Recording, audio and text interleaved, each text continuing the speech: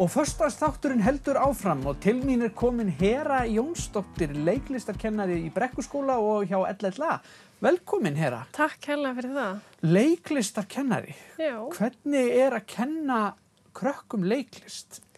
Það ótrúlega gefandi, fyrst og fremst, og rosalega skemmtilegt. Já.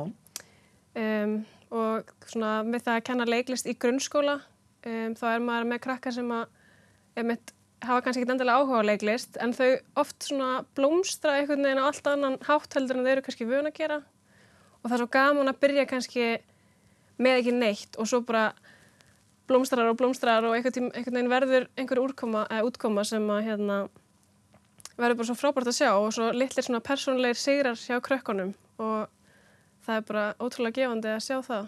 Já, af því að þetta náttúrulega leiklist svo stórum hluta til framkoma, þannig að þetta ekkert þar með sagt að það sé verið að þjálfa alla í að verða leikar. Nei, algjörðu ekki, sko. Þetta líka bara, þú veist, að efla svona félagsleg tengsl og samskipti og bara samskipti kynjana og samvinnu og bara sjálfsöryggi og allt þetta sem svo mikilvægt einhvern veginn á þessum árum hjá krökkunum. Já. Og í rauninni bara því yngri sem þau byrja því betra og maður hefur alveg séð stóran mun eins og að kenna í skóla sem eiginlega engin leiklist og síðan að kenna í skóla sem mikil leiklist, að krakkarnir sem byrja ungir einhvern veginn bara oft miklu öruggari og svona geta staðið á svona skoðun og bara ótrúlega flottir. Já. Af því að þetta einmitt frekar kannski svona nýtt af nálinni einmitt víða, sko, leiklistarkennsla eins og í grunnskólum og svona. Það ekkert, ég sé eins og bara fyrir mig, þetta var ekki, ég hefði gjarnan viljað að komið þegar ég var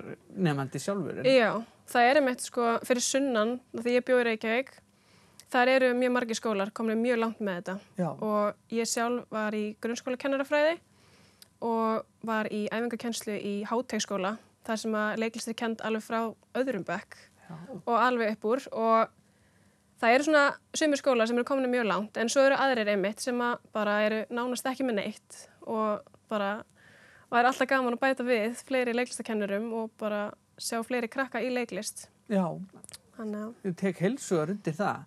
Já, þú nefnir það, þú náttúrulega nýflutt til Akureyrar, ekki satt, og ekki, þetta svo nýrra hér heldur en fyrir sunnan. Þegar ég ákvaði að flytja hingað, ég búin að vera að vinna í félagsmiðstöð í síðustu 6 ár fyrir sunnan og búin að læra mitt leiklistakennaran og langaði svona að breyta aðeins til og pröfa mig áfram í kennslinni og ég fór svona að spyrjast fyrir og sendi póst á alla grunnskólana hérna á Akureyri og svona þau svör sem ég fekk að þá var nánast engin leiklistakennsla svona föst í skólanum, kannski eitthvað af valáföngum eða svoleiðis.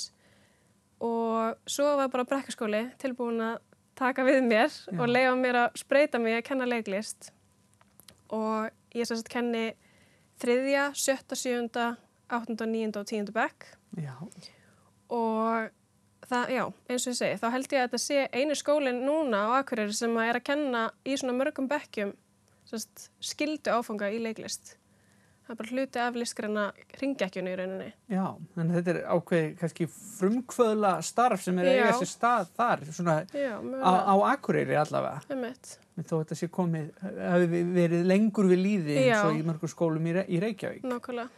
Og svo ertu náttúrulega að kenna í leiklistaskóla leikfélagsins líka. Ég var svo heppin að að því ég ekki alveg full í starfi í Brekkuskóla, þá gat ég bætt við mig og búin að vera að fylgjast með mitt starfinu hjá leiklistaskóla leikfélags Akureyrar og fannst það ótrúlega spennandi og ég var sjálf sem krakki alltaf í leiklist og söng og dansi og ég bara svona, þetta mótaði mig svo mikið sem einstakling og bara svona hjálpaði mér einhvern veginn að brjótast út úr skelinni og verða bara sjálfsörugg og einhvern veginn, það gerði bara rosalega mikið fyrir mig og mér hefur alltaf langað til þess að vera partur af einhvers konar svona skóla síðan þá og þannig að ég bara pröfa að sækjum.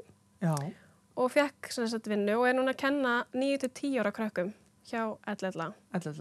Og fyrsta vikan að klárast núna og bara búið að ganga ótrúlega vel og þetta ekkert smá skemmtilegt. Þetta bara æðislegt. Magnað, frábært að heyra það, fer vel af stað. Já. En þetta ekkert nóg á neinum tímapunkti, þetta ekkert of mikil leiklist. Nei, allavega ekki enn sem komið Nei. sko. Það er einhvern veginn, allir hópar eru misjafnir og þú veist, ótrúlega, krakkarnir eru svo ólíkir og maður er kannski að nýta hugmyndaflugin þeirra og það koma bara allt öðru sér hugmyndir frá einum heldur en öðrum og það er bara einhvern veginn, maður næri alltaf að halda áfram og gera eitthvað sem verður aldrei eins útkoma af því að þau eru svo ólík. Já, já.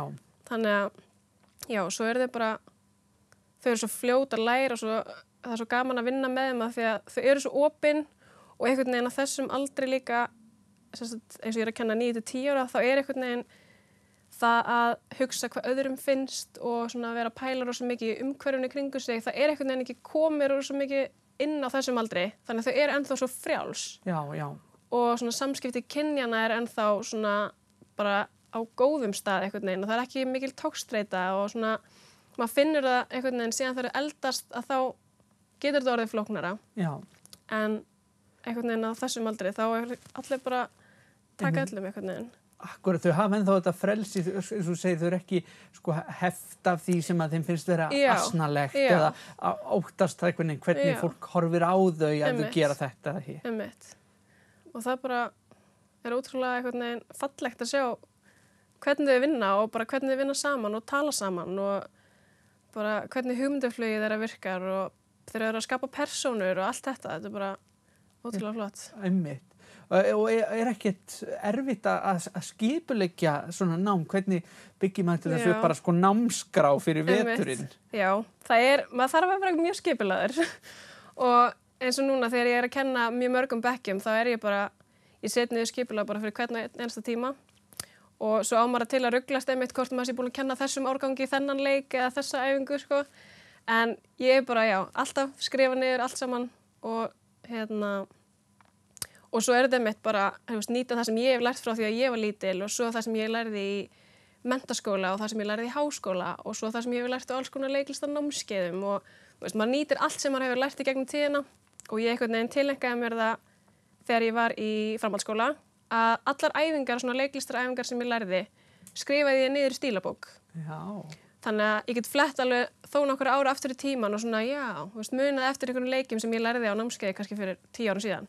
Þannig að það hefur svolítið hjálpað mér að svona, ég hugsaði þetta svolítið fram í tíman. Já, ég hugsaði að þú átt þessa fjársjóðskistu, þú fundið á þér í hvaða stemdi og bara búið vel í haginn. Já, og svo bara einmitt, var með rosalega góða kennara bæði í framhaldsskóla og í háskólanum sem að svona ýttu undir ennþá meira svona að mér langaði að verða leiklistakennari.